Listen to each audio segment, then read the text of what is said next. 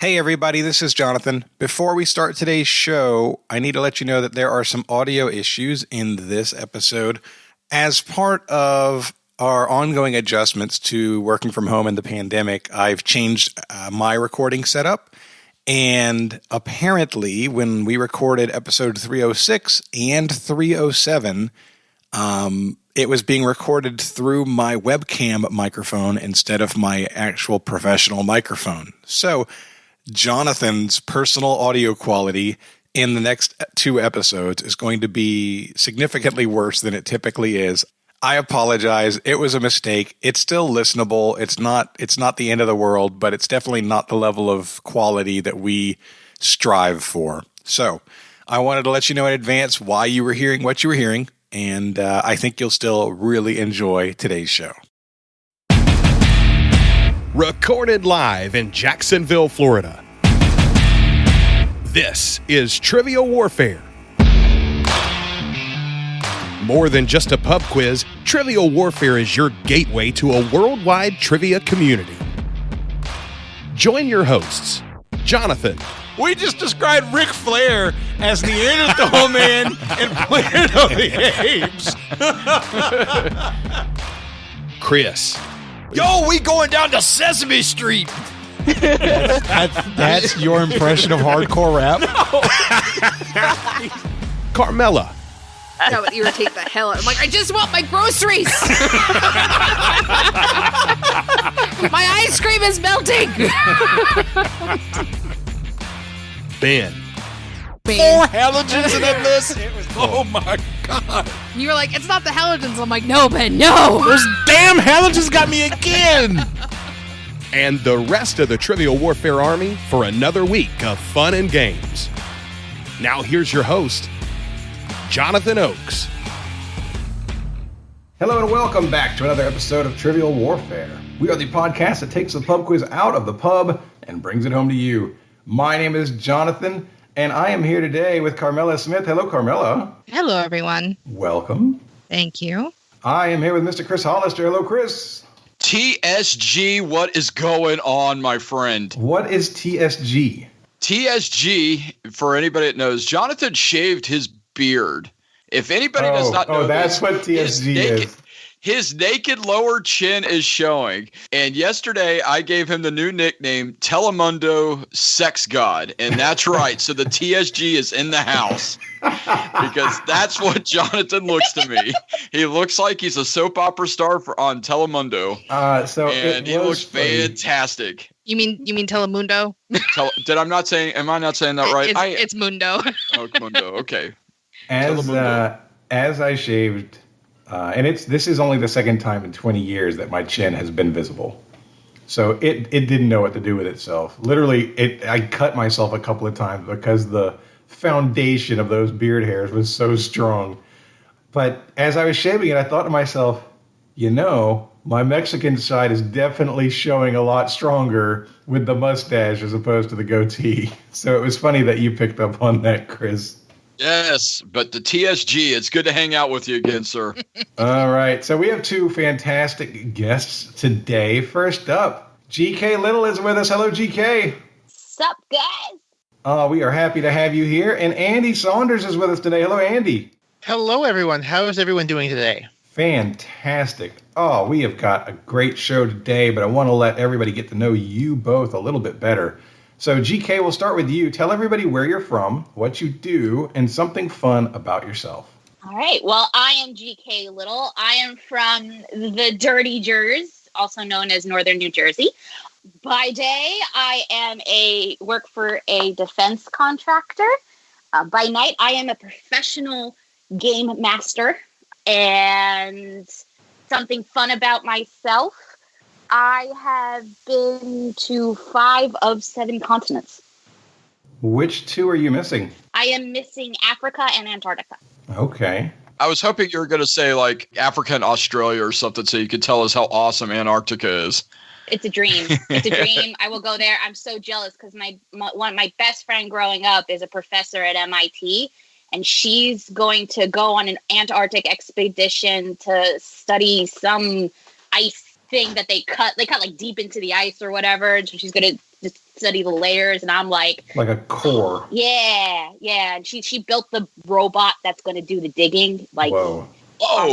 I'm super jelly. Like That's for real. awesome. That is cool. All right, and Andy, tell everybody where you're from, what you do, and something fun about yourself. Well, I am Andy Saunders. I am from Guelph, Ontario, Canada. That's about an hour west of Toronto. These days, I am a content creator. I run a website called The Jeopardy Fan, and I also have my own podcast on hiatus that is Complete the List. I always say it is coming back soon because it is coming back soon. Other than that, it's been a while since I've been on, and I'm happy to be back. We are excited to have you, and we are going to have a great game today. This is episode number 306. Can you believe it's already been 6 episodes since episode 300, y'all? No. It feels insane. Yep. It goes so fast. And so this is on the main feed today. If you love this show and you want to get more of it, be sure to go to trivialwarfarearmy.com and sign up as a lieutenant or higher in the Trivial Warfare Army. That's about $5 a month or more, and that gets you access to over 200 shows that are not available on the main feed. We have lots and lots and lots of stuff out there. So if you like this and you want more of it, go get it, trivialwarfarearmy.com. And we're going to start today's game off with a game we like to call Warm It Up, Chris. It's time to warm it up on Trivial Warfare today. And there's only one person who can warm it up for the TWA. And that's Chris. And sometimes Jonathan. All right, so today for your warm-up, I have the annual movie chart for 2020 from thenumbers.com. Thenumbers.com, they do a lot of data as far as box office gross and ticket sales and things like that. So 2020 was an odd year for movies, and being that a lot of us didn't go to the movie theater as much as we had previously. But there's still people that did, and there's still ways to watch movies. So I have the list of the top grossing movies of 2020. So this also includes any movies that were previously released but made money during 2020. So like if it was a re-release, or if it like released in December but it was still in theaters in January, you will also see it on this list. This list goes to 300 and something, but I'm going to be looking for what's in the top 20 from you guys. And I'll be honest, I didn't even realize there was 300 movies that was released in the theaters, so that's impressive. It's not necessarily things released in the theaters this year. It's what they earned this year. Yep, right. It's what they earned. So no, I hear you. Is it worldwide or is it U.S.? It is for the North American box office. So let's see here. So we got Canada includes. and Mexico in there too. Great. Yes. Advantage. All right, Andy's back in it. I know, right? All right, and we are going to start with GK. All right. How about Trolls World Tour? Let's see here. Gotta be up there. Trolls World Tour is not actually on the list at all. What? So when did it come out? Oh, wait. World Tour. Was it World Tour or was there a different name? I checked. I did a look up for Trolls and also for World Tour, and neither one of them are on this list. And this list goes to 394, so it didn't crack the top 400. No, there's something crazy. It's a World Tour was a 2020 film. Yeah. Was it only streaming or did it go to the theaters at all? Let's find out. I know it was in the news because it was one of the first ones to be released after the start of the pandemic, and it was. I thought it was the one that upset all the movie theaters because I think they released it to streaming only. No, there's a cumulative worldwide gross of 44 million. It was the first movie that was released only in streaming after COVID. Okay, well then maybe the counting of this is going to be wonky when it comes to that. But yeah, okay. There we go. Yeah, it doesn't have it, unfortunately. Not on the list. Not on the list. Andy, what do you got? I'm going to say Sonic the Hedgehog. Ooh. Sonic the Hedgehog, number 3 on the list. It grossed over 146 million. Christopher? Okay, I'm going We Ain't Going Nowhere. Bad Boys for Life. Number 1. 204 million 2020 gross. So that's number 1 on the list. So we've got number 3 and number 1. Jonathan, what do you got? I'm going to guess Tenet The Chris Nolan movie. That is number 12, grossed $57 million. I'm proud. GK. All right. I'm going to guess Little Women. Little women walking down the street. It was released in December 2019, but it did gross $37 million, making it number 14 on the list. Great job. Andy. Well, since 2019 released films are here, I am going to go, ironically enough for me, I'm going to say Star Wars, The Rise of Skywalker. Released December 20th, 2019. It was number 5 on the list. Great job. It grossed over $124 million. Andy, you took it from me, mister. You took it. A little hurt. Like I said, it was a weird year for movies, so the grosses aren't very high. Yeah. You know, as we get further and further down the list. I mean, once you get to, number 21, the gross is only around $26 million. So wow. Pocket change. Yeah. All right. So, Christopher, what do you got for me? Yeah, in that case, I'm going to go with Wonder Woman 1984. Well, let's take a Because I know the That first was on my week list. I know that the first week made 16 million. I'm thinking that maybe the next part maybe made 10. Well, considering Wonder Woman 1984 only came out on Christmas Day, it's only had a chance to make 16 million. Okay. Fair enough. Good guess. So, but it is number 29 on the list. Oh. So at 16 million, it's number 29 on the list of almost 400 movies. Yeah. Well. Wow. Jonathan. I'm going to guess Scoob. Scoob. Let's take a look. I think that was only internet release. I don't think that went into the theaters, bro. Well, it's very possible, but I'm at the bottom of my list. So It is nowhere on this list. nowhere. Oh, it's like a Trolls again. GK. All right. I think this one came out in 2019, but it was late 2019. I'm going to guess Frozen 2. Frozen 2 is number 20 on the list. Nice. Well done. Good job. 26 million, almost 27 million in gross. Andy.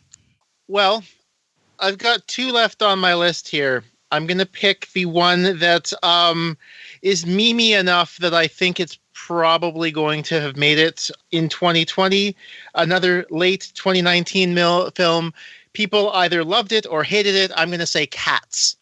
That's a good one. Let's see what we got. Shuddering just hearing about it. Cats, released December 20th, 2019, is number 50 on the list. Oh, man. It has a gross of 7 million in 2020. It left theaters that quickly, darn it. Holy crap. It's like, I'm hello, I'm sorry. here. I'm out of here. Chris. All right. I'm going to go with the Robert De Niro led film because I saw too many ads for it called The War with Grandpa. Let's see. The War with Grandpa, number 27. Oh. 19 million in gross. I'm struggling here. Jonathan. Struggling.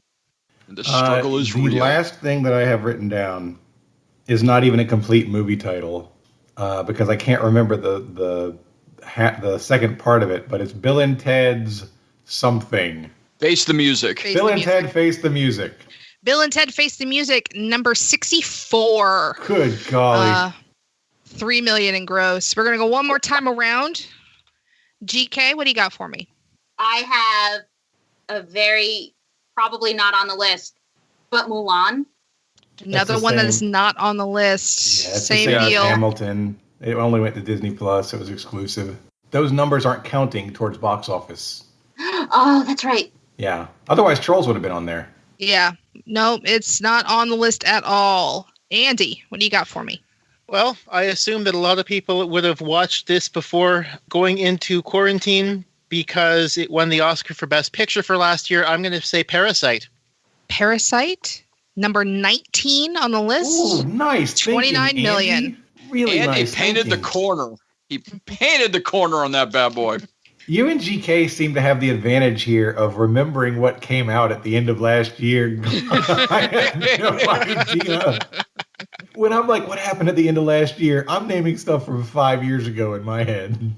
You know, I'm going to go with something a little off the wall because I think that I remember reading something because this is my wheelhouse. But I remember Empire Strikes Back making a little bit of coin when it did a re-release when theaters were starting to reopen. So I'm going to say Episode 5, Empire Strikes Back.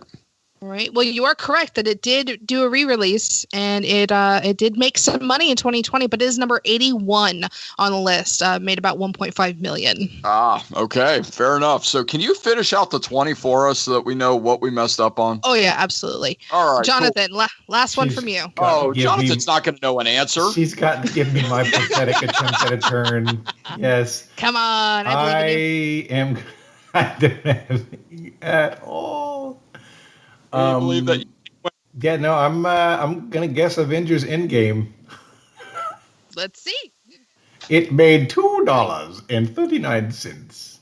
Did not make any money in 2020 at all. I know. So the spread between the number 1 movie and the number 20 movie as far as gross, Bad Boys for Life made over 204 million. The number 20 film made about 29.5 million. So, I mean, that is a vast spread. But the other movies in the top 20, 1917, which came out Christmas Day, 2019. Oh. Yeah. We said Sonic, Jumanji, The Next Level, which came out at the end of 2019. Damn it. I should have got that. Hashtag Jumanji. Yeah. Rise of Skywalker, we said. The last movie that I saw in the theater, Birds of Prey, came out at the beginning of 2020. Yep. So that's number 6. After We Collided was number 7. Doolittle, the Robert Downey Jr. movie that came out in January. I saw Doolittle with Sebastian recently on HBO, and it's awful for like a movie perspective. Like just in terms of, hey, I want to see a movie, it's awful. But in terms of, hey, is this a movie that a 10-year-old or below will really like? 100%. So for the right audience, it's great. So Sebastian loved it, you didn't. No, I enjoyed it because he enjoyed it. I mean, that's a perfectly acceptable movie when you view it from that perspective, you know? Yeah. Yeah. So that was number 8. Number 9, The Invisible Man. Number 10, The Call of the Wild. Oh, the Harrison Ford one. Mm-hmm. Number 11, Onward. The Disney movie came out in March. Yeah, before we saw that in theaters. We said Tenet. They re-released Halloween, the original Halloween, and that came in at number 13. Wow. We said Little Women. Number 15 is The Gentleman. 16, Just Mercy. 17 is a movie that had lots of memes made out of it. It came out at the end of 2019. Knives Out. Yes. Yeah. Yep. Number 18, The Croods, A New Age, came out the end of 2020 in November. I almost said that, and I didn't think after hearing your the little part about the end, I didn't think it made enough money. Dang it, Carl. Carl. And then Parasite and Frozen 2. That's your top 20 movies, top grossing movies in 2020. That's a cool list. It's a really interesting dynamic. 2 good weeks of blockbuster movie, or not even a blockbuster, 2 good weeks from a movie at the beginning of the year was enough to get them in the top 20 this year. For real. There was actually a story of a movie that was basically shot on almost like a Zoom call that ended up being like the number 1 movie in America because they bought out the movie, the filmmakers bought out the movie theater, and then bought all the tickets back for it, so it ended up being the number 1 movie in America. The movie made like $5,000. It was all manipulated, and they were the top earning movie that week. So the last movie on the list, number 394, was released in October 2019. It's a documentary called A German Youth, and it made $166 in 2020. Oh, wow! It could have been on the list. Man.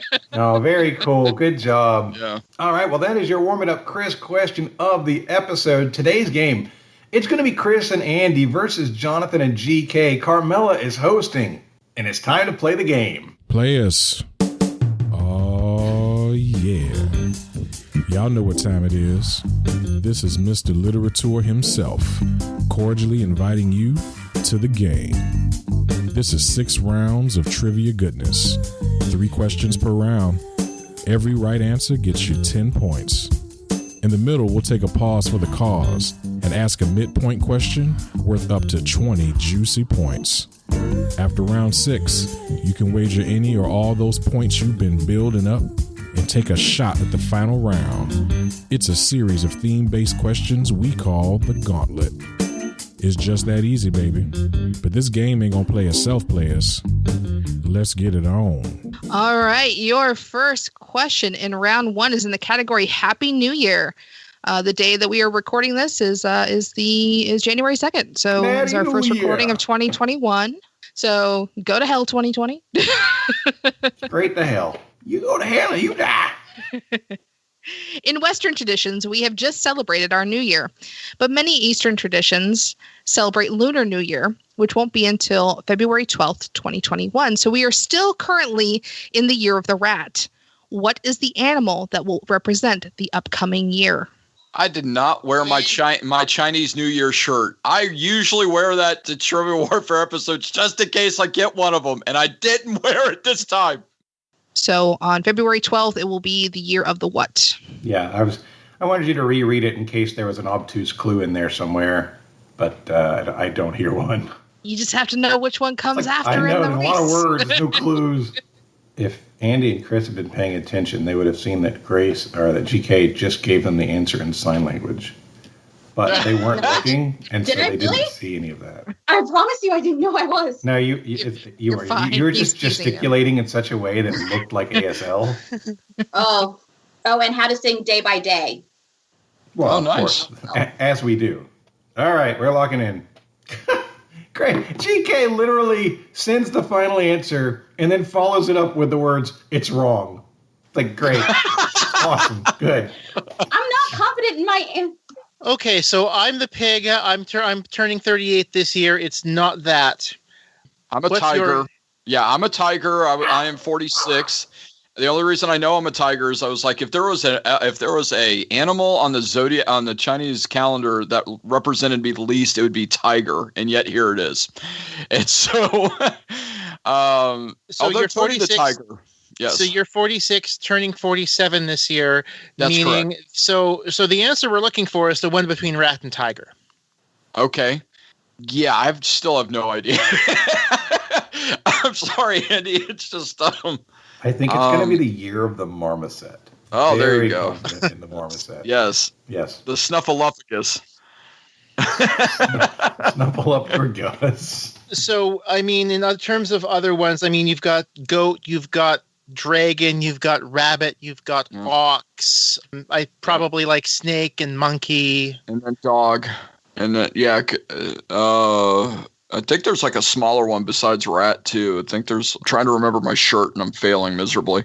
The thing is, though, is if we don't know the pattern, though, Andy, I mean, right.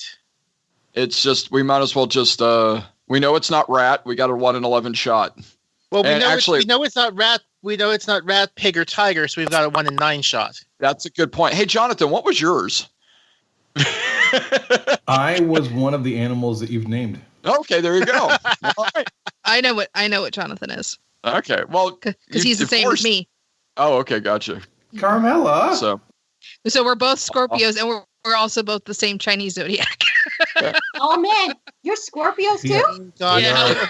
We are strangely connected. Chris, how old is Jonathan? Your age? No, he's a couple years younger than I am. I know Carmela was born in bleep. So I can actually hear. By bleeping that, you made it sound a lot dirtier.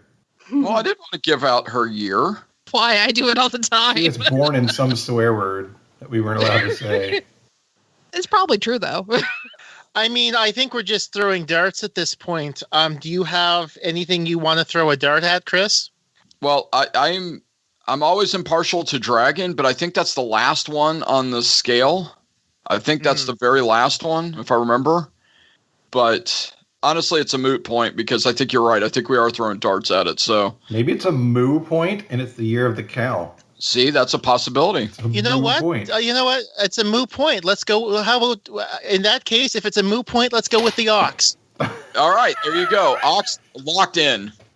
Just for Jonathan, because if it's right, then it's in his face. Okay. So I'm a big fan of Fruits Basket, which is a manga about the Chinese zodiac. So the myth goes that God called a race, and there were 12 animals. The rat rode on the back of the horse or ox, I forget which one, to cross the river. And so the rat came in first. And then we were debating between the dog and the rooster. The what? Don't make fun of her Jersey accent. The what? The dog? It's not a Jersey accent. It's a Brooklyn accent. The dog. Different. But no, I do say dog. I say coffee. I'm going to love this episode. So we were debating because I know the rooster flew across the river. Wow, I can speak. But I think the dog came in second. So we put dog. All right. So the rat did come in first. Coincidentally, the pig came in last. So I'm sorry, Andy. You are correct that it would be between it comes between the rat and the tiger, because the tiger came in third. The rabbit, which is what Jonathan and I are, came in fourth. I'm not a rabbit. I'm a dragon. 1976. It's 76. Shoot, I had 70. I told Andy 75. No, you're right. I was looking at the January part of 1976, not the afterwards. So apologize. You are a dragon. Dragon came in fifth. That's because we were busy burning the rabbit for dinner. The dog came in 11th. Oh, it's the rooster. Damn! The rooster came in 10th. Oh, Jesus, it's the ox. The ox came in second. Thank you, Jonathan. We appreciate you, buddy. Oh, the irony. Oh, my God. Jonathan, we appreciate you, man. Hey, it was a moot point. You had to go there. I have no regrets. Hey. Yeah, so I believe that the rat did cross on the ox, and then it jumped off the ox in order to come in first, and then the ox followed. Yeah. So is this the first time that Jonathan has pulled one out of his Jonathan for the other team? No, definitely not. I've done it before. The answers are in there. It just matters where you dig. Your second question in the round category comes from Dieter Handbicky. So thank you, Dieter. Thanks, Dieter. Thank you, Dieter. Thank you, Dieter. And your category is, I need some clarification. There are 2 states in the United States that are or contain the name of a different country. One of them has put USA on their license plate to clarify that they are, in fact, part of the Union. What state is that? So it either is the name or contains the name. Yep, of another country. And only one of them has had to put USA on their license plate. This is a cool question, Carmela. I like it. Well, thank you, Dieter, for giving it to me. Okay. We're locked in. So GK was really quick to come up with New Mexico and Georgia as the 2 options. And I fully agree with those 2 options. Now, GK, I see Georgia license plates all the time. I grew up in Georgia. Common here. I can't remember seeing the word USA on it. They have, the current plate has a big peach in the middle of it. I think Atlanta is the bold new city of the South or something like that. They don't have that on there. Maybe it's been recent though. Maybe it's because New Mexico is the pink and purple one with the mountains in the background and Land of Enchantment on it. Yeah. It looks like a landscape painting. Yeah, my grandmother has a house out in Scottsdale, Arizona. And there's a lot of New Mexico plates there too. But I don't remember seeing USA on that either. I don't either. I don't remember either of them. And honestly, New Mexico is very clearly saying new, whereas Georgia is the exact same name as the country. Yeah. So that if we can't think of USA on either plate, then I guess you go Georgia because it's less clear than New Mexico. I'm cool with that. All right. We'll go Georgia. All right. We'll go Georgia, USA. All right. Andy and well, Chris? Andy and I had a very similar conversation, it sounds like. And I mentioned New Mexico. Andy mentioned Georgia. But Andy, you had a little thunder around my answer. Yeah, I came up with Georgia. Chris came up with New Mexico right away. And then as soon as he said New Mexico, I remember a couple months back, I read a story. I think somebody talked in a Twitter thread about this, about at the 1996 Summer Olympics, the ticket agent, there was somebody from New Mexico who was trying to buy tickets to the Olympics. And the ticket agent refused to believe that somebody from New Mexico was part of the U.S. and told them to call the Mexican Olympic Committee to buy tickets. That just sounds we're all like a just typical. stopping for a minute to soak that in. Yeah, that sounds like an American answer if I ever heard one. That's so sad. Therefore, Yeah. based off that story alone, I had a lot more thunder on Chris's answer of New Mexico, and that's what we locked in. Also, Jonathan, Bold New City of the South is actually the tagline for Jacksonville, not Atlanta. Yeah. Oh, GK, you are so humped today. I am so not in it right now. Oh, no. So the two states are indeed Georgia and New Mexico. Georgia is a country in the former USSR. It's in Eastern Europe. New Mexico is pretty close in proximity to the actual country of Mexico. So close, in fact, that people confuse it for Mexico all the time. So they had to put USA on their license plates. Yes. Nice job, Andy. Hey, you came up with you actually came up with the answer, Chris. I just had thunder on it as soon as I heard it. Yeah, but you had rationale. I was just like, yeah, it's this one. So far, this is not a lucky mustache. That is problematic. You wish you had a pencil-thin mustache. Good song. But no, don't worry, Jonathan. There's room to improve. We're going to do this. Well, there's definitely room to improve. Let's see if you can do it with the last category in the round. Your category is acts of stamps. Stamps. In 1934, the U.S. Post Office released a stamp featuring a painting by James McNeill Whistler in celebration of what holiday? We can lock in. All right, cool. I like your answer, Chris. Yeah, I immediately wrote Mother's Day. I see absolutely no problem with Mother's Day. That makes perfect sense to me. Yeah, because, I mean, well, in all fairness, Andy, and you know better than I would, did Whistler do any other paintings besides Whistler's Mother? And I know that's not even the official title, right? I mean, he had a lot of arrangements in gray and black. But I mean, he's certainly most famous for painting his mother. I would say I would be very surprised if it were anything other than Mother's Day. All right, we're locking in Mother's Day. Mama. Arrangement in gray and black, known as Whistler's Mother. It was a very clear Mother's Day for us. Yep. The painting was originally known as Arrangement in Gray and Black No. 1. It was painted in 1871. It was released by the post office in May 1934, making it just in time for Mother's Day. Nice. All right. So GK and Jonathan are now on the board. Woo-hoo!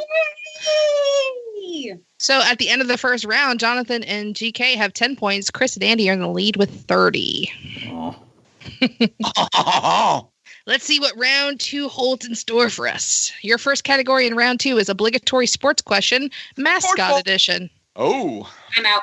So I've been looking at different sports mascots, and I found a mustachioed one named Dandy that was used by what Major League Baseball team from 1979 to 1981 and has been their only mascot to date. What years? 79 to 81. Yeah, go ahead and lock that in, Andy. As soon as she said baseball, I was like, I'm taking this question off. Okay, yeah, we'll lock it in. So, GK? I know it's not the Mets because they have a baseball head guy. So I want to run this by you because you're in this area. Also, shout out to AJ Mass, who has been Mr. Met. He was Mr. Met, yes. A former Mr. Met. So, GK, I don't know, I don't have factual knowledge, but I'm betting it's the Yankees. Here's why.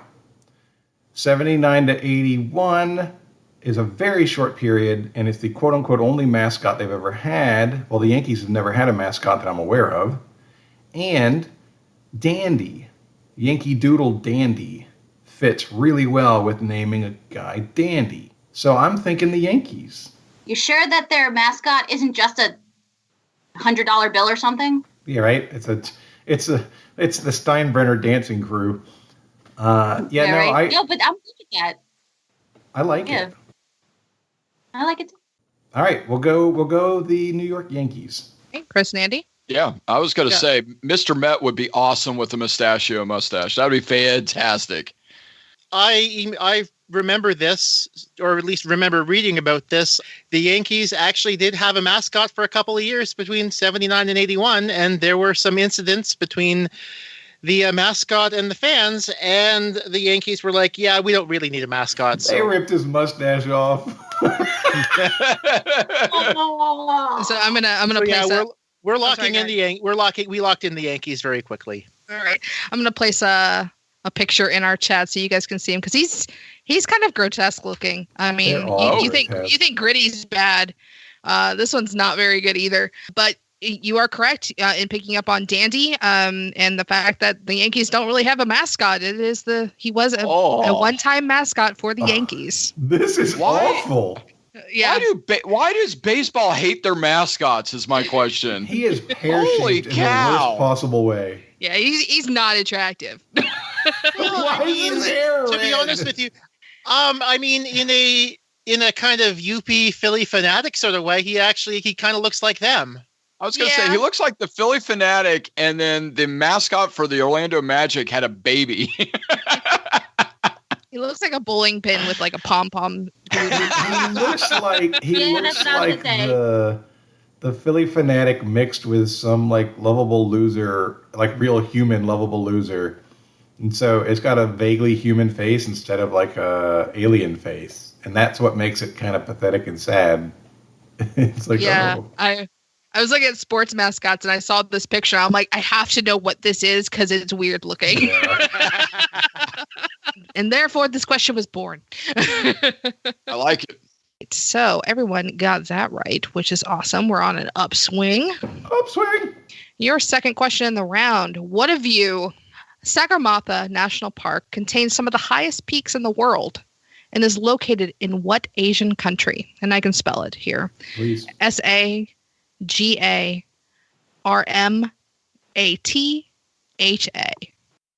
Waco sent me a text and says, "Don't mascot shame." By the way, I still support Raymond from the Rays as the best baseball mascot of the last 20 years. And it's been mostly a woman in the suit, and I think they changed people in the last couple of years, but she was outstanding, just really great. The only one I have any like real knowledge of is Jackson DeVille. That's because I've met Jackson DeVille. Well, one of them. I was going to say, how long ago was it? It might have been the original. It might have been the original when I was a kid. So okay, yeah. So it was Curtis Dvorak. Yeah. So I was trying to write Andy any thunder behind this, and I instead wrote any tender behind this. That could have been a completely different question. Swipe right, Chris. Wow. Unless you mean like Tinder, like I'm going to start a fire with it. I mean, or money. He's like, how much will you pay me for my answer? I would like to tender this transaction. All right, Andy, I'm good with that. If you want to lock it in, we're locked in. Yeah, we're locked in. So GK, you're sure? I get mixed up on Pakistan all the time. Left, it's the left side. I thought it was upper right. No, so I know India is in the middle, and then to the left is Pakistan, Afghanistan, and then the Middle East. Right. And so to the right then would be Nepal, Bhutan, and China. / Tibet, yes. Because, yes, so China's to the right of India if you're looking at it on a map. Right. So the Himalayas run right through Nepal and Bhutan. It also runs through parts of China. India, especially obviously that top northeastern corner of it, I would have to think is high there too. Sagarmatha feels very Indian to me. It definitely doesn't feel China to me, right? Right. I don't know how influenced Nepal and Bhutan are by Indian language, but I know they literally are nestled in the highest mountains in the world. Yeah. That's the Himalayas and the Hindu Kush are in that area too, I think, and those are some of the highest in the world. I think Mount Everest is in Nepal officially. I think so too. So I would go with Nepal over the other answers that we've stated. It's funny because that's the reason I wouldn't go with Nepal. Because otherwise, why not just say the highest mountain in the world? Because that would be too obvious. But some of the highest mountains does include the highest mountain. Yeah. God. Oh my God, I'm watching Andy's face right now, and he's like, I feel like we're aiming towards the right answer. I'll be honest. I'm really kind of wondering if we should just say India. I'm fine with India because that does sound like an Indian name. Are you okay with that? I mean, I hate this. I hate that it's probably one of these three, and we're probably going to choose wrong, and one of us is going to lead the other one to the wrong answer, and it sucks. Hey, don't worry about it. I am comfortable with India, and I will not regret my decision if we go there. All right, let's go ahead and just say India then. We're locked in. India. All right. We had to let Andy do a lot of the heavy lifting on this because me and geography, we don't mix. I know Jacksonville, that's about it. Well, our thought process, Chris immediately suggested it might be K2, or at least the range that K2 is in, which is Pakistan. And of course, there's also the range that Everest is in. So basically, we were thinking between, okay, is it K2 in Pakistan, or is it Everest and therefore Nepal? We never really considered India in our discussions. It was either Nepal or Pakistan for us.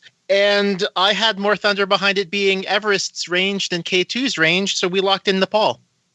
All right.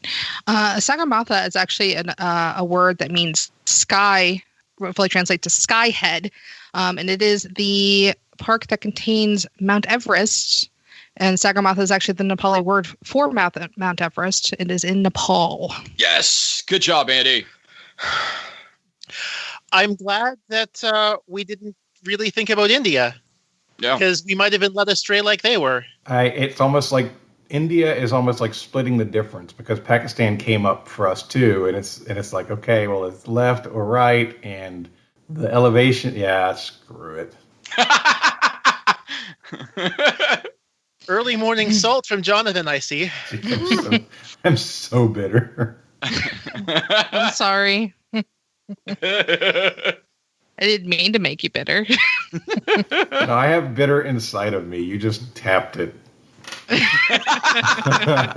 You built a machine that took a core out of me and discovered the bitter. Your last category in the round is science. Science!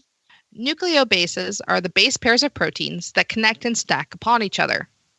Cytosine, guanine, adenine, and uracil bond and stack to create what? God. If it is, that would just piss me off, GK. Honest to right? God. We seem to be good at choosing two almost correct answers. We are very good at getting the correct answer in the conversation. We haven't had a conversation yet where the correct answer wasn't said. That is true. So maybe we should just go with the first one then. Yeah, I do. I want to go with the first one. Done. All right, we're going to lock in. Yeah, I haven't studied this stuff in 20 years. I was going to say, I haven't fallen asleep to this stuff in about 25 years, so I'm hearing you. So, to me, a lot of the enes are almost Pavlovian with amino acids. Right. But I don't feel like amino acids stack. Stacking. I feel like that's important here. I can't seem to get away from amino acids. So okay.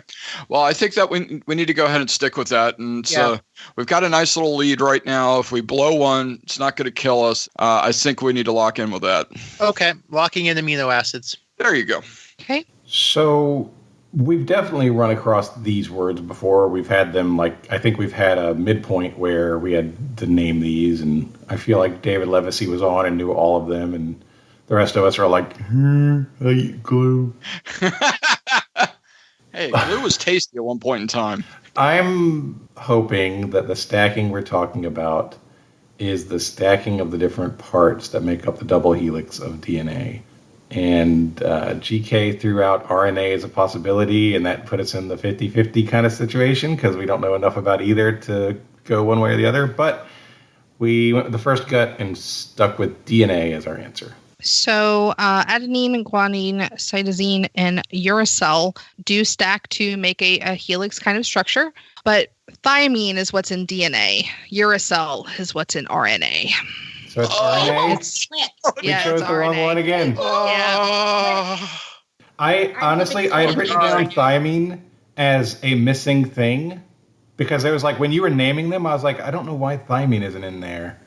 But thymine is what gets swapped it. out for uracil. Yeah. For RNA.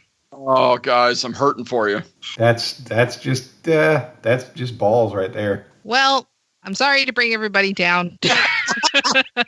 Oh no! This seemed to be my lot in life as a host. Well, at the end of the second round, Jonathan and GK have 20. Chris and Andy are still in the lead with 50. Right. We have 20, but we did have a potential 60. Yes. Once again, we haven't had a conversation where the right answer never came up. We're just really bad at choosing the answer. First question in round 3 is initialisms. HDMI was created in 2002, and it's now fairly standard on television sets and other audio-video devices. What does HDMI stand for? Yep, 100%. We're locked in. GK, there is no L in HDMI. Oh, HDMI. I thought it was HTML. She says the L stands for language. I'm like, no, it doesn't. I mean, it could, just not in this context. I was like, HTML. HTML. So it's high definition something. HDMI. So right. High definition. I stands for image. Okay. Pretty sure. I like that. Moving image, mobile image, microscopic I like image. moving image better than mobile image. The thing about, so here's the thing about HDMI is it is both audio and video. So unlike a lot of previous cords, HDMI passes both the audio, high definition audio and video. So I would actually be concerned about image because there's more. I mean, it could be high definition music and imagery or something like that, but I don't. Interface? High definition something interface. So the thing about HDMI is it's not necessarily. It's actually a good point. Let's dig into that a little bit. It doesn't have to be audio. I mean, I guess it does technically need to be audio or video, but it's not. But you're passing a lot more than just video. When my computer uses an HDMI to plug into my monitor, it's passing. No, I guess it is. It is everything that I'm seeing is a visual representation of what's happening in the computer. So it's still video, even if it's not moving. But at the same time, I plug in an HDMI cable to my PlayStation. And it plugs in on the other side on the screen, and it gives you the video image of whatever is being shown, and the audio, yeah. I've purchased lots of HDMIs. I don't know if I've ever seen or looked at. I'm sure I've seen it, but I've never looked at it, you know? I do like interface better than image, though, now that I'm You do? thinking about it. Yeah. High definition something interface. Mobile. Maximum. Movie. Media. High definition media interface. I like media better than any of the rest of that. I like it. Let's go with that. Okay. High definition media interface. Is that your answer? Yes, we're locked in. Andy and I had some pretty good stories around this, as a matter of fact. My story is I'm going to have to go and use one of my backup questions for the next episode that I'm hosting. What are the odds of that? I know, right? That's always my fear, without a doubt. And so I like going first. I know, right? For real. Remember how at the start of when we came into the Skype call, how I was like, oh, my monitor, I have to fix my speaker settings in Skype because the sound is coming out of my monitor. It's because that monitor is connected via HDMI to my computer because it has audio and video. and is therefore a high-definition multimedia interface. Multimedia. So it does connect audio and video and through a multitude of different kinds of devices. It is a high-definition multimedia interface. So I would just like to point out for a moment the absolute stupidity of the word multimedia. Media is plural, you mother. Multimedia is completely redundant. And while you were talking, I was like, do I just accept media? Because I know media is plural. I was thinking about that while y'all were talking. And because they said the specific one, though. They did say the specific. And my thought was, if they don't give me the specific multimedia, then I will accept media. But when someone gives a more correct answer, I got to accept that one. I 100% agree. That's fair. Multimedia is the dumbest word. God bless See it, folks. That time we never said the correct answer. I thought you did say multimedia at one point. I thought GK said multimedia, actually. No. Media was a revelation at the end. We were nowhere close to media before that. Your next category is what's in a name? Paul David Hewson is the real name of what Grammy Award-winning rock star, whether you classify them as a rock star or not? I think we can lock this in. Andy, how fast are you at typing on your phone? Holy crap. Carmela asked 2 parts of the question, then bam, he already messaged it in. For whatever reason, Bono's popping in my head. Okay. That's not bad. I actually, now that you've said Bono, really like that answer. I think we should go with that. Let's go with it then and all right. Cross our fingers. We're saying Bono. All right. We're also saying Bono, if that gives us any, just in case. We're saying both Bono and Bono. When Carmela said Paul David Hewson, I was typing into the chat with Chris, Bono, from U2. And so we locked in with Bono very quickly. GK, good job. So this person is part of a rock band. Their first album came out. They celebrated the 40th anniversary of Boy, which is the first U2 album. Paul David Hewson is Bono. GK, great job. You saved us. And there's some people who were like, U2's not rock, which it is absolutely a rock band. So 100% they are. Your last category in the round is it's a menagerie of Georges. It's a menagerie of Georges. There are still quite a few monarchies in the world, and the most familiar to us here in the U.S. is the British monarchy. Since the official combined union of Great Britain in 1707, how many monarchs have had the name George? Jonathan, we're going to be locked in. Are we now? As soon as I type it. We had the same number. We're locked in. Yep. My degree is in British history. Oh, wow. Fixed. All right, so Andy, they're locked in. So I know George III is the one from Hamilton, so that was revolutionary. I think, was it George V? That was the World War II? I was about to type in the answer when GK said they were locking in. There were 4 in the time of, there were 4 in a row in the time surrounding the revolution. And there were 2 in the 20th century. The way I remember it, actually, I used the former Titans running back, Eddie George, twice to remember the order. There was Eddie George. So 4 from the Revolutionary period, 2 from the 20th century gives you 6. Okay, cool. I like what Andy's saying. We're locking that in. GK? Indeed. The first George was, I think, before 1700 technically, but the third George was during the Revolution. Then the fourth George after him. Then it was exactly like ND said. Edward the 7th number came after 7th. Thank you. Came after Victoria. Then George. Then Edward the 8th abdicated to the way for George the 6th, the father of Elizabeth II. All right. So it's actually really easy to remember all of at least the names, not necessarily the regular numbers of all the monarchs of Great Britain, because most of them were named George.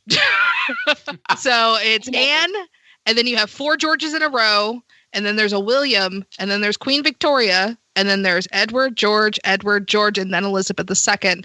The last George was George VI, who was Queen Elizabeth II's father. There have been 6 Georges. Nice.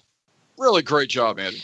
It also helps that the King and or Queen of England is also the King and or Queen of Canada. Also true. It does help that, Andy's Canadian.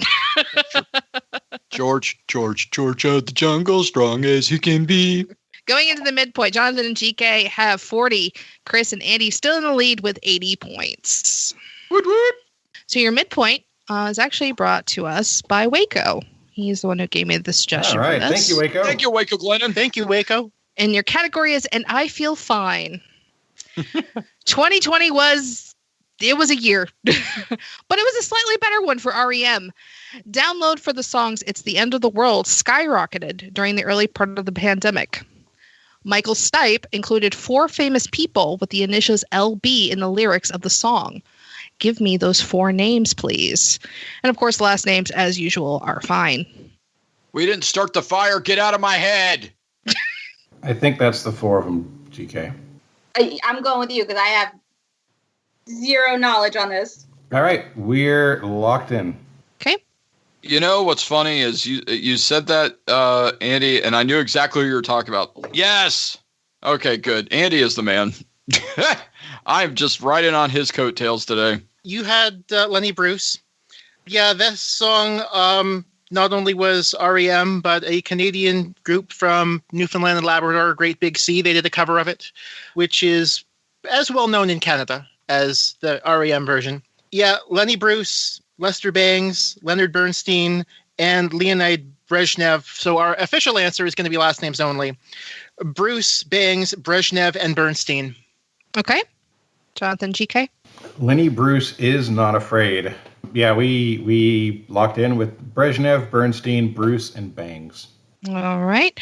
So the way that the story goes is that Michael Stipe had a dream that he was surrounded at a party by a bunch of people with the initials LB. It led him to write the song, and he put these people's names in them. You have Leonard Bernstein, the composer, Leonid Brezhnev, the Soviet Union leader, Lenny Bruce, the comedian, and Lester Bangs, the music critic. So Bernstein, Brezhnev, Bruce, and Bangs. Nice job. Everyone got the full midpoint. Good job. My favorite, one of my favorite REM stories is when they were preparing for the Monster Tour. They decided they wanted to go ahead and play this in concert again, and Michael Stipe realized he did not know the words whatsoever. So he actually made an intern run out to the store to buy the sheet music for it to remind him of all the words that were on there. And he said that he still thinks the sheet music got some of the words wrong.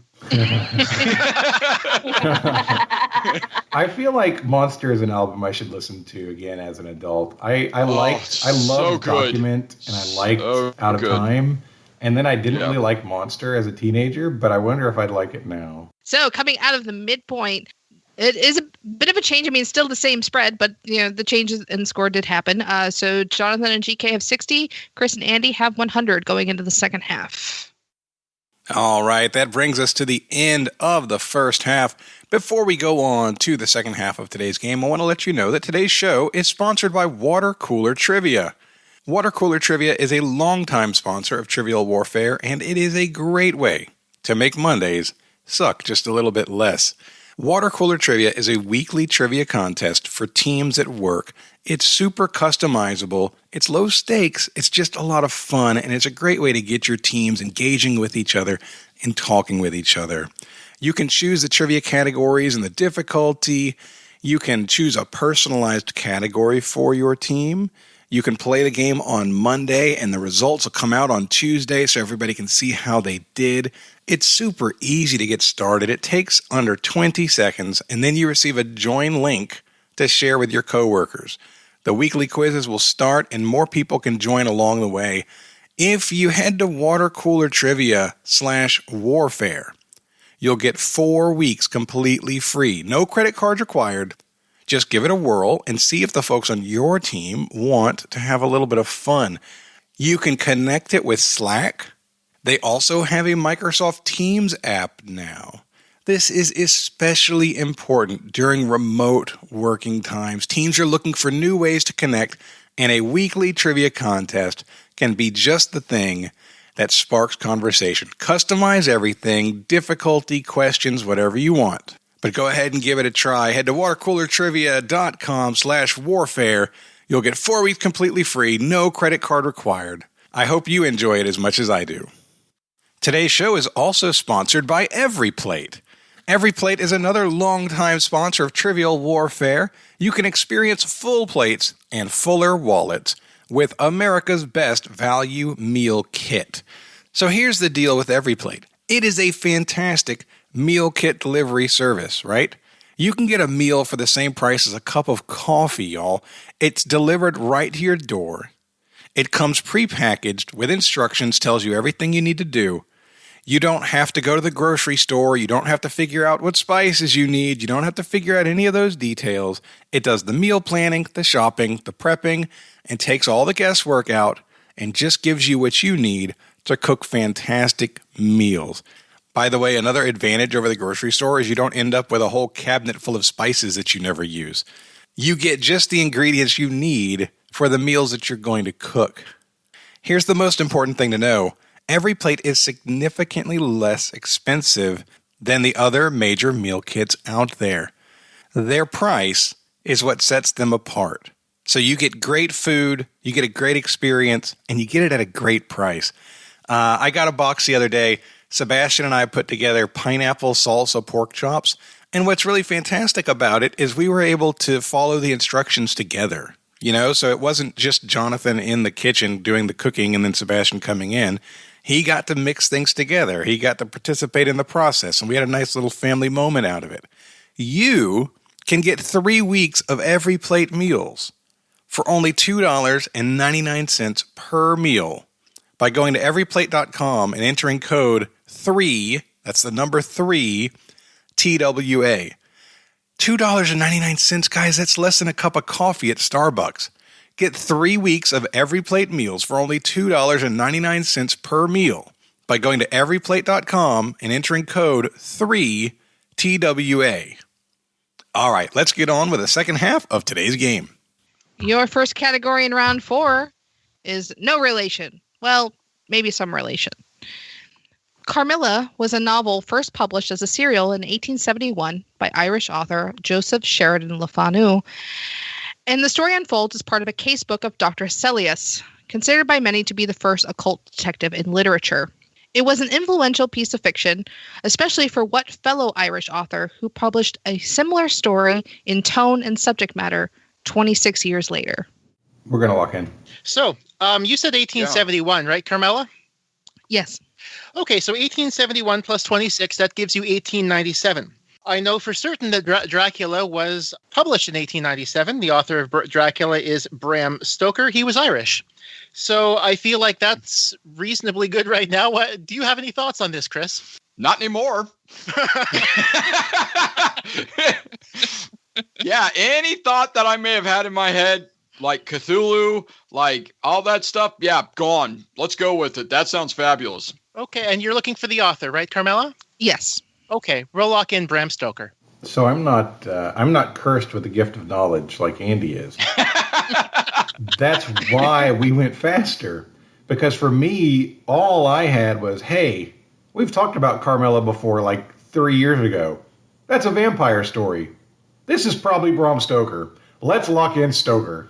So that's what we did. All right. Carmela, like I said, was a novella published as a serial. It is the story of a lady vampire. And a lot of the methods in telling that story and some of the lore carried over into Dracula, which was written by Bram Stoker. The more famous of the vampire stories, but Carmela was probably the first one. So, very nice. Cool. Not spelled the same way. Carmilla, right? Like with an Carmilla, yeah. Like Camilla Parker Bowles, or it's spelled very similarly to my name, except there's an I in place of the E, and there's 2 L's in Carmilla. There's only 1 L in my name. There's only 1 L in her name, people. That's right, 1 L. And there's only 1 H in my name, people. That's right. There's only 3 H's in his name. There's only 1 O in my name too. Damn it. So basically, it's JOHNATAN. Jonathan. All right, Andrew. That's enough out of you. But everyone got that one. Very good.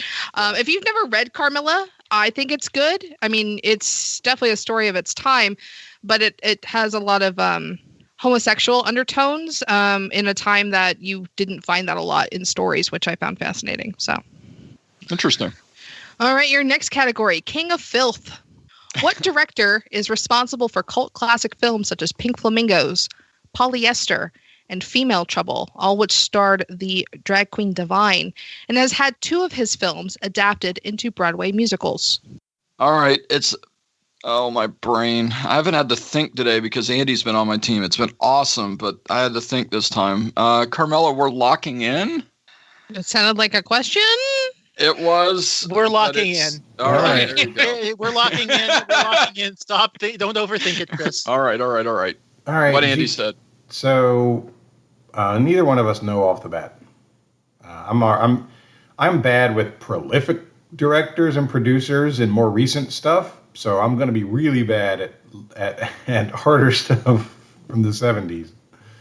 So I'm already definitely out of it, right? I got nothing other than Lucky Johnson. I'm trying to remember the Kinky Boots playbill.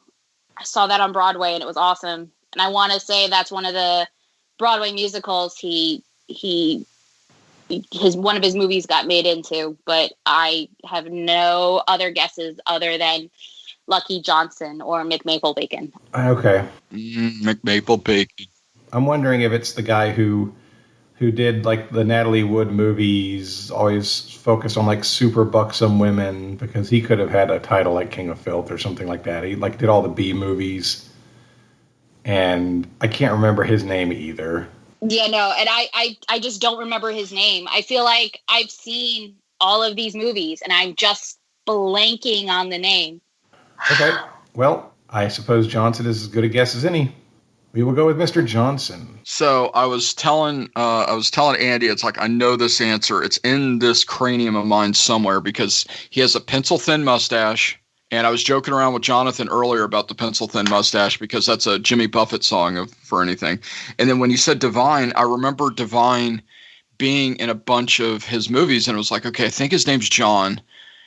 It's John Waiters, and I was like, no, and I think it's John Waters.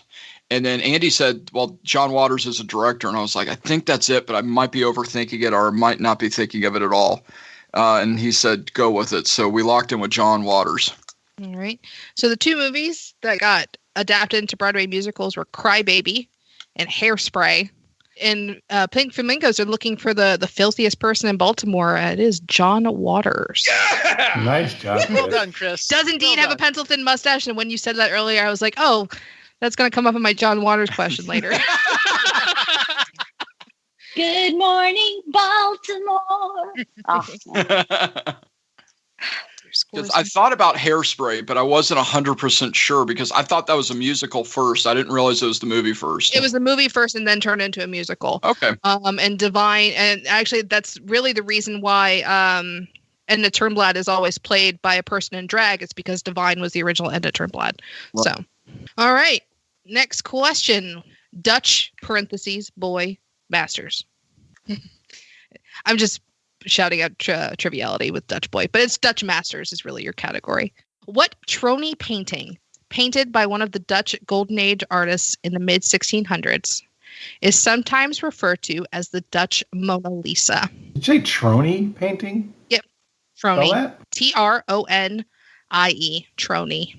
See, Carmela, it's questions like this that you get me in trouble with Aunt Sandy every single time. And one day you'll learn. You want the name of the painting, right? Yes, I want the name of the painting.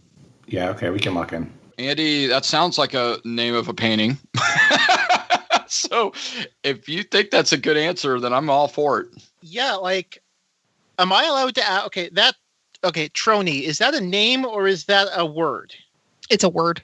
It's a word? Okay, then I'm a lot more confident locking in with Girl with a Pearl Earring, because if it's a word, then it's because I mean, Girl with a Pearl Earring is Vermeer. So Therefore, if it's not a name, then that would feel like something you might call the Dutch Mona Lisa. Okay. No, I'm good with that. I know it's a painting. That's about all I can help you out with, Andy. So if you're good with it, I'm good with it. Hey, it's a painting by a Dutch artist, and it's a rather beautiful woman. So I would say Girl with a Pearl Earring, lock it in. Cool. All right. Yeah, it's Dutch, Vermeer, kind of the expression where you don't really know, smiling, not smiling, happy, not happy. So we said girl with a pearl earring. So a tronie is a Dutch style of painting where it's kind of like a portrait, but it's not really designed to be a portrait. It's got exaggerated features, not quite caricature-like, but they're usually it's a person dressed in a costume, or their facial expressions are really exaggerated. But this is definitely a girl with a pearl earring by Bergman. Yes, good job, Andy. Was So a good movie too. Everybody gets points. You get a point. You get a point. So no real separation during round 4. Jonathan and GK have 90, and Chris and Andy have 130. Yeah, 90 is not a bad score in GK. We gave away points at the beginning, but don't feel bad about 90. No, man, I'm hoping to break 100. On the next break question. 100, I'll be happy. All right, round you guys 5. have been doing well. Tree fitty. Round 5. Your first category is what's in a letter? Stamps. Paper. What 1969 movie, based on a 1965 novel, is the only movie to win an Oscar for Best Picture with an X rating? It is also the only one to will ever have that distinction, since X is defunct rating for films. Dang it, Andy, you're faster than I am. Stupid spell check. We're locked in. That's not always good, Chris. Sometimes you don't want to be the faster one. I know. Well, I want to know. I just want Andy to know that I know stuff. Dang it! All right. Andy's like, I love that you're saying that. I want Andy to know stuff, but 90% of your talking in this episode has been, well, I really don't know anything, so I just want to let you answer this question. Andy's one of my trivia heroes. All right, leave me alone. Don't worry, Chris. I know you know plenty. All right. Just about nothing we're talking about on this episode. All right. So, GK, you got excited, but then you gave your answer like a question. So talk to me here. So there's 2 books that came out around, and I can't remember if it's the 70s or the 60s that both of these films came out in. But the novels were pretty recent compared to when the movie was made for both of them. And I want to say it's either The Godfather or One Flew Over the Cuckoo's Nest. But I don't think it was, but of the 2 of them, the only one that would get an X rating would be Cuckoo's Nest. But I'm also trying to think of other movies that was there sex in Cuckoo's Nest that I'm forgetting? Well, yeah, they tried to get one of the inmates laid who was a virgin when the 2 women climbed through the window, and Jack Nicholson was like, "Yeah, you should do it because you're a virgin." But at the same time, you didn't really see any naked parts. I mean, for it to be higher than R, you would think that it would be pretty extreme for that time. I don't know. A year's a struggle here. I do remember a question I've heard recently. Jack Nicholson is like the only actor to win Academy Awards in either 4 or 5 consecutive decades. And if it was 69 for Cuckoo's Nest, then that would fit that question if it was 5, 69, 70, 80, 90, and 00s. If it was 4, then damn it, that's going to be wrong. I don't remember what year Cuckoo's Nest was, and The Godfather and Cuckoo's Nest are both in that range of 68 to 72-ish. I'm fine with Cuckoo's Nest, though. I think that's a solid answer, and we should go with it.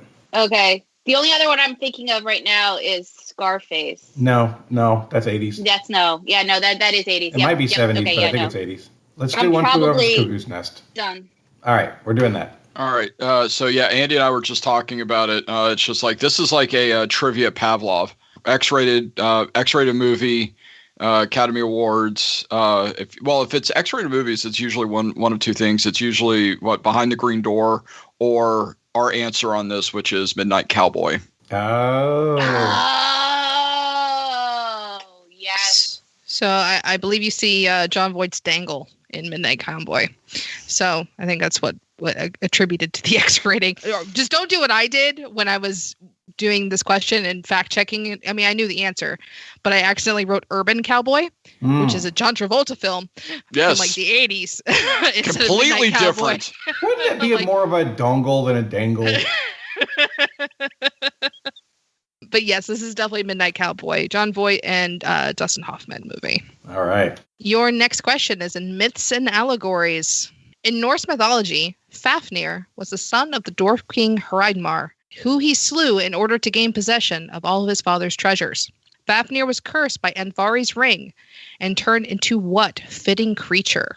See, I was on the high of Midnight Cowboy. I was on the high of John Waters, and then Norse mythology. I do it for you, Chris. I do it for you. I know. You're trying to always teach me. That was a hell of a long 3 dots to say yes.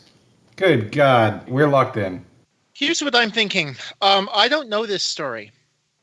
I'm not particularly familiar with it. I know a bit of Norse mythology, but I'm not familiar with this story. Can we approach this from an angle of what sort of mythological creatures might be fitting? That's what I was thinking too. It looks like there was a mention of treasure in the question. Right. Treasure usually I think of dragons. I like that answer a lot, actually, because I feel like that would be fitting because it seems like dragon protecting treasure is a bit of a trope. Very much so. Very, very much so. And I mean, and a lot of the fantasy stories that we know of nowadays, the Tolkiens and stuff like that, a lot of it was created because of mythology. Right. Yeah. And the various ones and mixing it up. So I could, yeah. Do you want to lock in dragon? I'm good with that, my friend. I really am. Okay, we're locking in dragon. So I don't know the mythology. I don't know, but the story sounded super familiar, and I realized that's because I read this. It's a Rick Riordan story. He goes and recycles mythology and puts it in his books. And this is very familiar. And we said dragon. Oh, yeah, and I know this because I read the Saga of Sigurd, which is, if you ever like medieval literature, it is a very fascinating story of which I believe Brunhilde makes her appearance. So. Well, fun fact: Fafnir was actually slew by Sigurd. Yes. And it is very likely that Tolkien took his inspiration for Smaug from this story because Fafnir was turned into a dragon hoarding, or a treasure hoarding dragon. A dragon. I swear I saw a dragon. Oh, a dragon. Well done, Chris. Well done. Man, I am feeling awesome. That went from like, oh crap, to whoa, I actually kind of knew something, sort of. Thank you for trusting me, Andy. All right. All right. Your last category in the round is, it's not the most efficient counting system. So this is going to have a time limit. I want you to solve this math problem. What is MCM XCIX minus XIX? And you can give the answer in standard Arabic numerals. So does anybody need me to repeat that before I start the time? Yes, please. MCM XCIX minus XIX. Your time starts now. You have about 3 minutes. How much thunder, Andy? I can't see why it would be anything different. Cool. Then go for it, my friend. I'm really bad at that stuff, so I'm good with that. Okay, we're locking in. Okay. All right, so we were just talking it out. My gut was 1980. So MCM is 1,900, so that's 19. XC would be 90, which is 10 less than 100, so 1990. And then IX would be 9. So 1999 minus XIX, that's 10 plus 9. So 1999 minus 19 equals 1980. So our answer, as long as GK is good with it, is 1980. Yep, 1999 minus 19 equals 1980. We're all good. All right. Chris and Andy. There's my math. MCM, XCIX is 1999, XIX is 19, do the subtraction, and it's 1980. That is exactly correct. All the numbers are correct. It should come out to 1,980. Good job, everybody. That was fast, too. We gonna party like it's 1999. Coming out of round 5, Jonathan and GK have 110. Andy and Chris have 160. Damn, y'all. Damn. That's a high score. Dang. It's a high My score. goal of Not a breaking, my goal of breaking 100 has been achieved. I have considered myself one for the day, no matter what happens. Well, there you go. GK, you have leveled up. Over 9,000. Was that a Dragon Ball Z thing just now? Yes. Oh, yes, it was. That's absolutely a Dragon Ball Z thing. See, you say you don't know pop culture. Oh my God. Your first category in round 6 is World Leaders. Anwar el-Sadat received the Nobel Peace Prize in 1979, making him the first Muslim recipient of the award for his role in brokering a peace treaty. What country was he the president of from 1970 until his assassination in 1981? Yeah, lock that in. Okay, we're locked in. So, GK, this is going to be the Camp David Accords, I think. And this would have been, I think, I just don't know the details. I think Nasser was involved in this, and that Nasser was Egypt. Sadat doesn't sound like Israel, so maybe it's not, because I thought that was Egypt and Israel.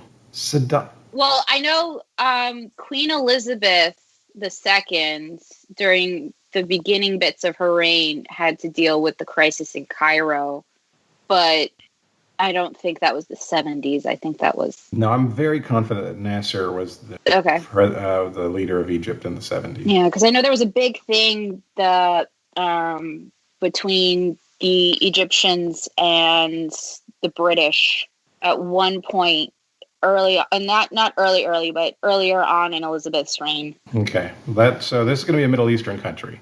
Yes. Or somewhere in that general vicinity. So it's... I wonder if it's Jordan. It's either going to be Jordan, Lebanon, Syria. I don't think Sadat is Israel.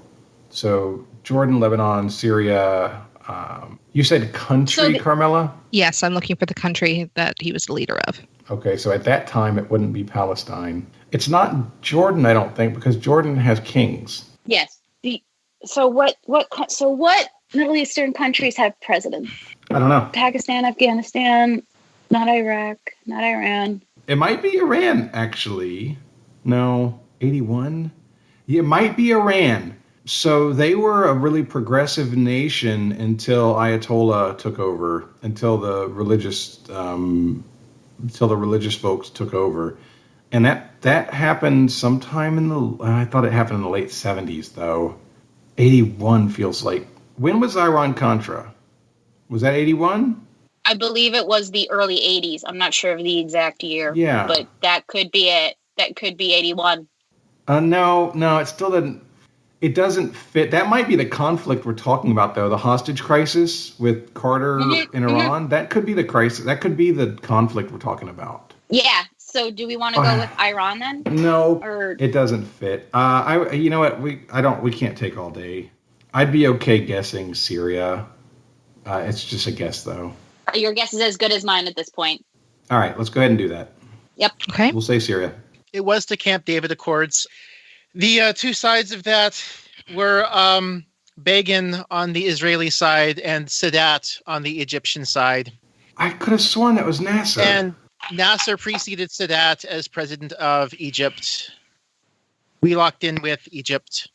Yep, so some fact check stuff. It was indeed the Camp David Accords that happened in 78. Nasser died in 1970, and that's when el-Sadat took over as president. And the Iran-Contra affair was from 1985 to 1987. So, I'm sorry, Jonathan. Don't be sorry. I had pieces I feel bad and about this couldn't one. connect. So Egypt was the answer. Egypt is the answer here. Okay. Cool. Nice job, Andy. Your next category is high flyers. The Soviet Union and the U.S. were embattled in a space race in addition to the Cold War for a large part of the 20th century. The first cosmonaut orbited the Earth in 1961. The first astronaut orbited the Earth in 1962. Name both of these men.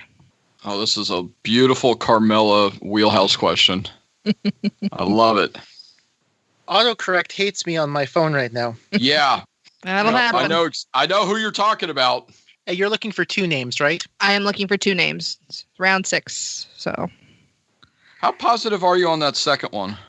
I thought it was somebody else. Well, put your name out there. Put your name into the chat. I'm trying to remember and failing miserably. I'm pretty certain that. Okay. that was the first of the other ones. So I am. Okay. I'm pretty certain I'm wrong, so I think we should lock in with yours. Okay. We're locked in. All right. So GK, Gagarin is the cosmonaut. Yes, that one I knew. And I know it's not Glenn because he didn't orbit, Agreed. as you said. So I think it's the guy who came after Glenn. And I think you're right in that it's Alan Shepard. I think it's Shepard because we think about Shepard being the golf ball on the moon guy, but I remember him doing something major before being a person who walked on the moon, and I think it was orbiting the Earth. I'm good with Alan Shepard, or just Shepard, as the case may be. Okay, so we're going to say Gagarin and Shepard. Okay. Well, I hope I haven't messed this up on you, Chris. For some I don't know if reason- I was. Yeah, I don't know if I was going to remember Shepard's name, but that's who I was thinking about when I was talking about it. And when they said it, I was like, "Yeah, that's the guy I was talking about." But I'm still feeling pretty good about yours. So Okay, because I've always remembered, well, the first cosmonaut to orbit the Earth is Yuri Gagarin. And I always thought the first American to orbit the Earth was John Glenn. And so I put, our answer was locked in with Gagarin and Glenn. Yep, Yuri Gagarin, first cosmonaut to orbit the Earth. He was there first for a lot of stuff. Alan Shepard is the first astronaut to reach outer space, but it was not the first to orbit. John Glenn was the first to orbit. nice. He went around 3 times in Friendship 7. So I was remembering Hidden Figures wrong. okay. That one I know. So obviously it was a mix-up. There was a major thing Shepard was known for, which apparently was going into space first, and got that and orbiting mixed up with Glenn and Shepard. Yep. Lovely. Well, your last question before the final is in world religions. The Avesta is the primary collection of religious texts written in the Avestan language of what religion? One of the oldest continuously practiced traditions in the world. And Avesta is Avesta. So Andy, Jedi. Chris, I think everyone on this podcast knows what I know about that franchise. If you want to go with that, I don't know anything about it, but I don't have a better answer. I don't like everything else we've talked about. We know enough about to discount. Yeah, 100%. So I feel like if we're going to take that, it's basically, well, we have nothing else, and we don't have enough information to say no to this answer. So if you want to take it, we can lock it in. Yeah, let's lock that in. Okay, we're locked in. All right, and we were about to lock in. We danced around. I feel like Buddhism is younger than Christianity. Islam's definitely younger than Christianity. GK didn't think it was Shintoism. We were pretty sure it wasn't Judaism. I don't know a damn thing about Zoroastrianism. We ended up going with Hindu. So for us, basically, our talking was, well, we don't think it's Hindu. We don't think it's Islam. We don't think it's Christianity. We don't think it's Buddhism. We don't think it's Sikhism. We feel like we know enough about all these other major religions to think it's not X, Y, or Z. The only one we really could come up with that we didn't know enough about to say no to was Zoroastrianism. And so that's what we ended up picking because we had nothing to say no to. Like I said, don't know a damn thing about Zoroastrianism. I'm just glad Andy's here because I couldn't say that word if he paid me.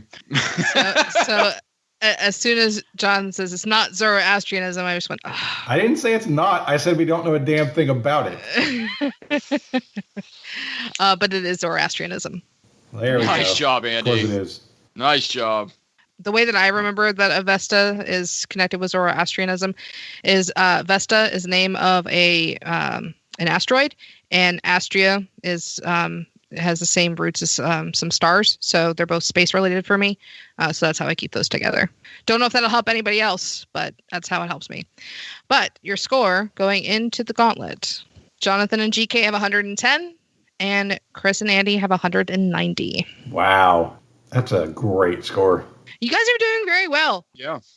So I know that Jonathan hates me right now, but I mean, it's not right. I don't know. Right now is such a hard word to say. Yeah, just it's the Andy Saunders buzzsaw is what it is. So, but your gauntlet category is Some Like It Hot. All right. Yeah, our wager's locked in. Oh, well, okay. You're right. Okay, well, GK, we can Andy talk already, then. If you've already Andy got already your had it wager, locked out. I was like, good. so they're at 190. Okay. They're gonna bet. They're gonna bet to cover us. Our best score could be 220. So they're betting 31. Nothing we can do about that. If they miss it, we still. Well, you know what? If they're betting 31 and they miss it, that's going to put them down to 159. So if you want, we can bet 50 or 51, just in the magical case where we get it and they don't. But honestly, I'd rather just bet it all. You know what? Go big or go home. Let's go. Let's do it all. I made my goal and I've had a ton of fun. So let's go big or go home. All right. Our wager is locked in. All right. So your first question in Some Like It Hot. Furnace Creek is aptly named. In the summer of 1913, the recorded temperature there was 134 degrees Fahrenheit, 56.7 degrees Celsius for Andy and our other metric users, which is barely survivable. This area is located within another aptly named place. What is it? Okay, we can lock in. All right, we're locked in. Your second question. The Heat Miser and Snow Miser are two characters in what stop-motion animated children's Christmas movie released in 1974, starring Mickey Rooney, Shirley Booth, and George S. Irving? We're locked in. What about The Year Without a Santa Claus? I've never heard of that one, to be honest with you, Andy. So if you want to go with that. Because, yeah, I mean, there's also Santa Claus is Coming to Town. That's Right, also yeah. stop motion. So now we're flipping a coin, aren't we? We really kind of are, because like I said, it's just like if I'm by myself, I'm saying Frosty the Snowman. But you're saying that the date's wrong on that. I'm cool with that. I just don't have another answer for you. If it feels like North Polish to you, because I don't think Frosty was North Pole. Okay. So if do you- you're saying North Pole, I think we've got to hit. You want to do Santa something- Claus is Coming to Town? Do we want? Okay, I feel like we should flip a coin. If it lands heads, do you want to flip a coin? If it lands heads, we'll go Santa Claus is Coming to Town. If it goes tails, we'll go with The Year Without a Santa Claus. Okay, you got it. Flipping it now. And it is heads. Okay, Santa Claus is Coming to Town. We're locking in. Okay. Your last question in the gauntlet. Some Like It Hot was the name of a 1959 film about two musicians that dress in drag in order to escape the mafia after witnessing a crime. It was written, produced, and directed by Billy Wilder, and also resulted in a Best Actor Oscar nod for what grumpy actor? All right, we're locked in. We're also locked in. All right, let's go back and get the answers. Furnace Creek was aptly named in 1913. It had a recorded temperature of 134 degrees Fahrenheit and is located within what other aptly named place? Jonathan and GK. So for us, I've always heard that Death Valley is the hottest place on Earth. They have the hottest recorded temperature. You were looking for a name within a name. Death Valley felt like a good one, so we said Death Valley. All right, Andy and Chris. Yep, Jonathan said everything that we were going to say, so we also locked in with Death Valley. All right. Heat Miser and Snow Miser are two characters in what stop-motion children's animated Christmas movie? Chris and Andy. We locked in. Santa Claus is Coming to Town. Okay. So while Chris and Andy were debating about the two movies, I knew this 100% because it's my favorite stop animation Christmas movie ever. But there was a year without a Santa Claus, a year without a Santa. And yes, so we went with a year without a Santa Claus.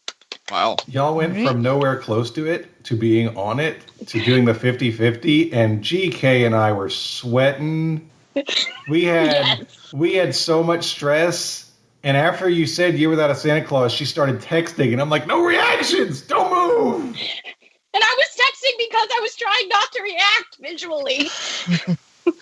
Some Like It Hot was the name of a 1959 film written, produced, and directed by Billy Wilder. It earned a Best Actor Oscar nod for what grumpy actor? Jonathan and GK. This is the only Billy Wilder movie I've watched. I watched it within the last 2 years, specifically to see if it was a top 10 all-time movie like people have said it is. And grumpy is a great clue for one of the actors in that movie. We said Lemon. All right. Chris and Andy? This movie literally came up in Final Jeopardy in the last couple of weeks as one of the Final Jeopardies in the Alex Trebek reruns, so I was very familiar with it, and we locked in with Jack Lemmon. All right. So reading back these answers, we'll start with number 3 because the grumpy actor clue is to reference Grumpy Old Men, which also had Jack Lemmon in it. So Jack Lemmon was the answer I'm looking for there. Furnace Creek, the summer of 1913, the 134 degrees, that's the hottest temperature ever recorded on Earth. Furnace Creek is located within Death Valley. And the Heat Miser and Snow Miser were 2 characters in The Year Without Santa Claus. So the 50-50 coin flip literally screwed you. Oh, Andy, I'm so sorry. I chose the wrong coin. How is it possible? Oh man, I'm sweating bullets over here, man. How is it possible that this whole game comes down to GK's favorite Christmas movie being the answer that puts her over the top? How is that possible? Man. Craziness. All right. Well, let's see what our scores are, what our wagers are. Jonathan and GK got it right. Chris and Andy missed one of the questions. So, Chris and Andy, what did you wager? Well, as they said in their talking out, we bet exactly what they said we would, 31. All right. And there is a part of me that would have loved the drama of betting 50 to win 160 to 159, but we didn't. We went the whole enchilada. We bet 110, so we're finishing with 220. Wow. So with 220, the 159, the come from behind victory. Jonathan and GK, you guys win. GK, well done. how does it feel to be a winner? Yes, great job. Oh my God, great job, you two. Oh my God. So let me tell a little bit of a story. So I found Trivial Warfare in July, and I cannot tell you how awesome you guys pulled me out of the depression gutter just listening to all of this. So to win, and I don't care honestly if I won. I won by being on the show today. That's my win, and to actually win just puts it at a higher level. But I had a ton of fun, so it's all good at the end of the day. That's well, I'm really glad you had a great time. Yes, thank you for being on. All right, and before we go, we like to give people a chance to do shout-outs and promote causes they care about. So, GK, we'll start with you. So, I want to give a shout-out to everybody, COVID, times of need for everybody. Support any local charity you can. They do a lot of good for various different things, but, donate clothes, donate your time, try and, help those in need as much as possible. And Andy, you're up. Well, I think what I'm going to say, it's going to be a few months before everyone is able to get a vaccine. Stay vigilant. Just keep masking up if you're in groups of others. We can get through this. Absolutely. What he said. All right. Well, that is going to wrap us up. So for Andy, for GK, for Chris, and Carmela, I'm Jonathan. This has been episode number 306 of Trivial Warfare, where it's not just trivia, it's war. Bye, everybody. Take care, everybody. Bye. Bye, everyone. Thanks for listening to Trivial Warfare. Be sure to check out the revamped TrivialWarfare.com as your one-stop shop to submit questions, join the community, and get access to over 150 archived episodes. Warm It Up was written and performed by Matthew Stevens. This episode was edited and produced by me, Joel Sharpton. For help with your podcast, visit ProPodcastingServices.com.